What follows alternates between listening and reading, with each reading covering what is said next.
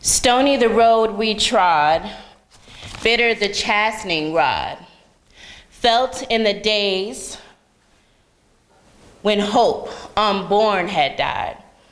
Yet, with a steady beat, have not our weary feet come to the place for which our fathers sighed. We have come over the ways that with tears have been watered.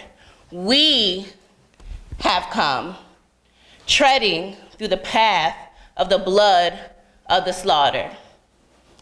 Out from the gloomy past, till now we stand at last, where the bright gleam of the white star has cast. The words of James Weldon Johnson, the first Black executive secretary for the National Association for the Advancement of Colored People.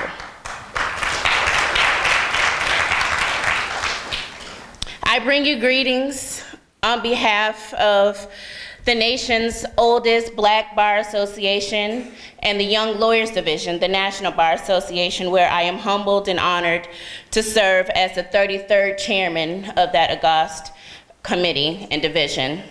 Thank you to Evangeline Mitchell for inviting us once again to bring you greetings here today. I want to especially thank my mentee, Sharina Clark from Suffolk University, for being here and representing her university. My sister friend from the greatest college that I know, South Carolina State University, Brianta Booker Maxwell, for being here and going to be a next social engineer. And I also want to thank my friend and my former president of the Student Government Association, Fred Willis of the South Carolina State University, for coming and being here with us today. So why are we here today? We are here because, as many of my colleagues have said, you are needed, that Charles Hamilton Houston thought of you when he said that a lawyer is either a social engineer or a parasite on society. And you are the social engineers that we need. Not only that we need, but that we demand in this time and space today. So I want to tell you a little bit about my story. Everybody else got to tell their story. So I'm going to tell you a little bit about my story. I am the first in my family to be a lawyer. I am a native of Ann Arbor, Michigan, home of the mighty Wolverines. I didn't go to University of Michigan, my mama did, but she doesn't claim it because she went to Michigan State. That's another story for another day. I thought I was gonna be a doctor. I was, everybody in 5 years old, they're gonna be a pediatrician or something to that effect. So all through high school, all through college, until about my third year, I'm gonna be a pediatrician. I was a nursing major. Any nurses in the house? Anyone? Hey, nurses, okay. I was a nursing major at South Carolina State. But what I also was is the president of the college chapter at South Carolina State University for the NAACP. I had the great fortune of traveling all across the South, and I'm a Midwestern girl, so some things that we did not learn because our educational system doesn't really want to teach us the real history about what has happened in this nation. I had to learn as a 19, 20, 21-year-old person. So I traveled to the 16th Street Baptist Church and met Fred Shuttlesworth and saw the missing stained glass window in Birmingham, where 4 young girls wanted to just do their hair and get ready for Sunday school and were blown to bits.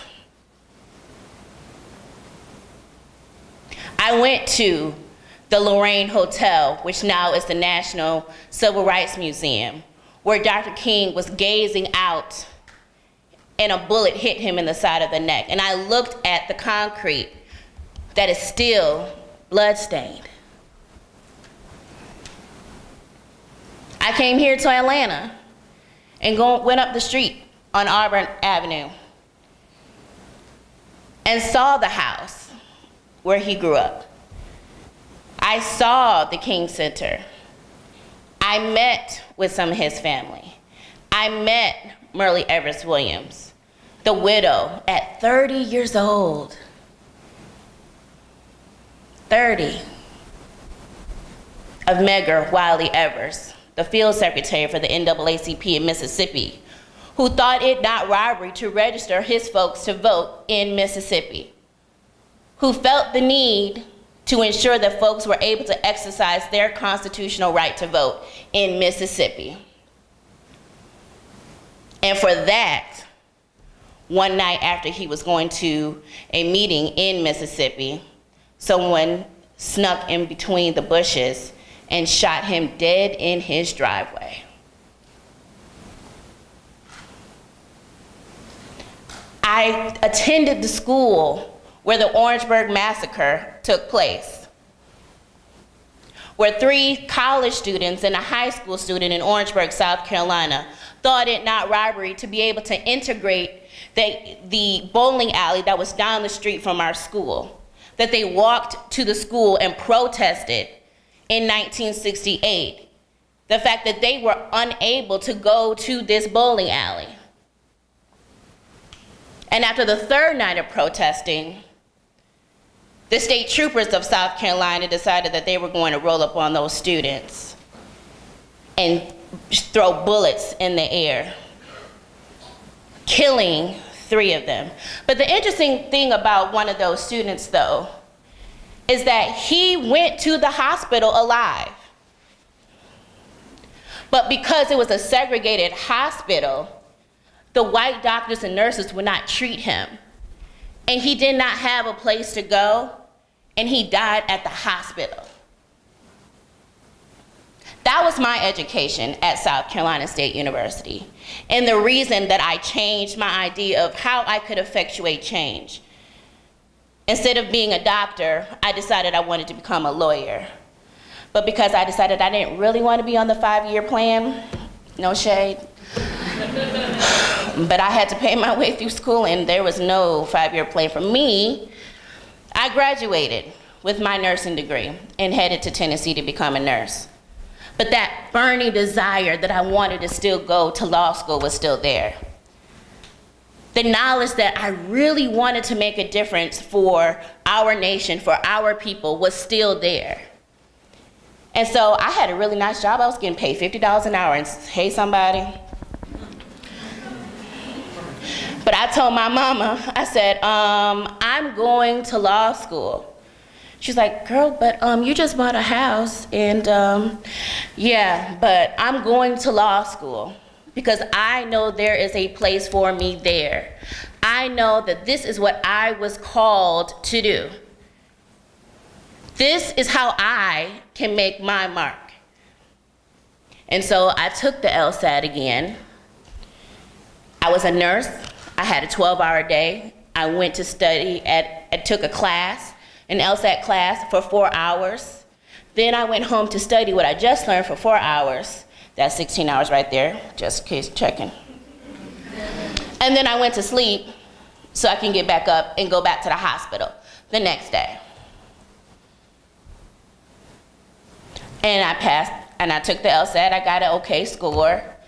And I applied to only social justice conscious law schools, except UDC. I'm so very sorry.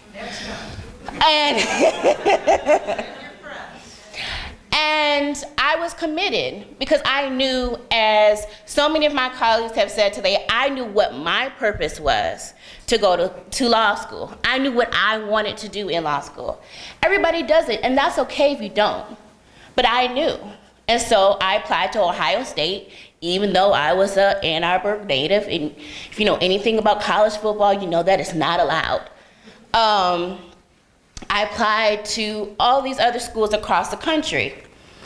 But I had a very interesting conversation one day with the Dean of Admissions of Howard University School of Law, who just happened to be a graduate of South Carolina State University, that I wanted to go to school. And he was like, well, okay, well, I have a school for you. I'm like, okay, well, I'm still waiting for my application to be accepted, sir. He was like, well, let's talk about it. I stand before you now, 7 years later, a graduate of Howard University School of Law. You can't make these things up. Everything does come together. While I was in law school, I had the great fortune of interning at the Department of Justice in the Civil Rights Division, where all these cases where we're talking about the Department of Justice needs to investigate the police. I was in that department. I was in that section of the Civil Rights Division where they do that. I got to intern at the NAACP. Never thought I wanted to work at the NAACP. I was always the one that was like, I don't want to be at the national office. All of my colleagues in college like, I want to work for the NAACP at the national office. Like, I don't. See how that turned out. I got to intern at other places across DC that shaped and molded. But one thing that I will never forget is that in 2012, February of 2012, which for me was going to be an exciting time because I was about to turn 30. I don't look 30, do I? Thanks. I'm 34, but that's fine. 2012, a young man decided that he wanted to go get some Skittles and get some iced tea for him and his brother and walk back home. And on his way back home, he was confronted by someone who thought that he did not need to be there. He didn't know who he was. And so he shot him and then later said he was fighting and needed to self-defend. You all know that man is Trayvon Martin, young man is Trayvon Martin. And my dean at the time, Kurt Smoke, thought it not robbery to give us money out of his own pocket to send us down to Florida to participate in a march and a rally on behalf of that young man and young men across the country and young women across the country who have that same kind of issue going on, that we're not supposed to be in this place. Someone's trying to push us out of this place. Someone is going to take our life because our car stopped in the middle of the street, or we were sitting in the car with the book, or I decided that I wanted to still smoke my cigarette in my car as you were trying to give me a ticket, or the countless other ways where people of color are being shot dead in the street for nothing. So I find myself here today as a double alumna of an HBCU talking to you about this because I'm saying to you, one, you are here for a purpose. And be clear, we do need you, but we need you focused and ready to go. In my office, I am traveling across the country trying to teach folks about their right to vote and what they need to participate in this franchise this year with this crazy election that we're having this year. But every election cycle is just as important as this one. But we need you to help defend our right to vote. Because until the Congress decides it necessary to restore Section 4B that was stripped in the Shelby County versus Holder decision, we need people like you to help us in the courts defend the folks' right to vote, to defend our branches and our youth councils and college chapters and state conferences across the country when they have to fight because someone decided that they wanted to put a polling place in a sheriff's department. As if they don't know the history in Georgia and people and the police and black people and the intimidation that we have dealt with for eons and eons and eons. Or because they wanted to create a voter ID bill that had been twice declared by the Department of Justice and a federal court in DC that was discriminatory. But as soon as the Supreme Court made their decision in Shelby County, the state of Texas decided that, okay, well now that you don't have to pre-clear it, I'm gonna go ahead and put it into place. I already know it's discriminatory, but I'm gonna put it in place anyway, because I can. Or the countless other ways they have tried to stifle black and brown people in this country from exercising their fundamental right to vote. Or we could just talk about what's going on in my lovely state of Michigan, where children and parents cannot drink the water that comes out their tap. They cannot bathe in the water because it makes their skin turn into rash. They cannot brush their teeth that we did, hopefully, this morning and took it for granted. Basic stuff. But we need you, people of conscience, People who are steeped in the tradition of HBCUs, because there is none like you all. We know what it means to stand in long lines, to fight with financial aid, to figure out if we can get housing. Okay. But what did that do to you? That gave you a resolve. That told you that you can't give up. That told you you cannot quit. That told you that no matter what it takes, I'm going to get my end result. That is what we need in lawyers. That is what we need, no matter where you go, because everybody can't work at the NAACP like me. I wish, but you can't. So no matter where your career takes you, we need you to be in those courtrooms, in those boardrooms, in those meeting spaces when they're talking about how do we fix the law to save money in this city that is predominantly poor, predominantly black. Well, we need to do it in a way so it does not poison a whole city and children. That's how. We're trying to figure out how we can change the law so that we can make sure that people can vote. Well, we need to do it in a way so that it does not discriminate against people and young people and old people and black people and brown people. We need you all to be in those spaces. But if we only have 7% of the lawyers in this country that are black, and 2.5% of them are black women, ladies, it's a little bit difficult for us to do all the work that we need to do. So my charge to you is this.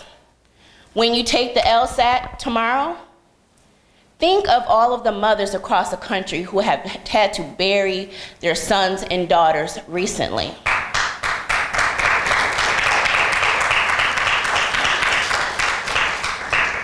Think of the mothers and fathers and grandmothers and grandfathers in Flint who have beautiful, bright young children who may have wanted to go to law school, but now that they have been poisoned with water with lead for the last 18 months, may not be able to do that because of how that lead has gotten into their system and gotten into their brain, and they may not be able to do all that God created them to do. Think about them. Think about the people who came here, not of their own free will, who toiled in fields that they were not able to then sell the crops of. Think about the people who were chained and beaten because they wanted to keep their spirit and keep their name, and people wanted to contort them into who they felt that they should be. Think about Juanita Jackson Mitchell, who was the first African American woman to be barred in the state of Maryland, who did amazing things, but could never have done the things that you have the ability to do. Think about Fred Gray, who's still living, still working as a lawyer in Alabama, who was a lawyer for Dr. King and Rosa Parks in Alabama. For every Dorothy Height, there was a Frankie Muse Freeman. We need you.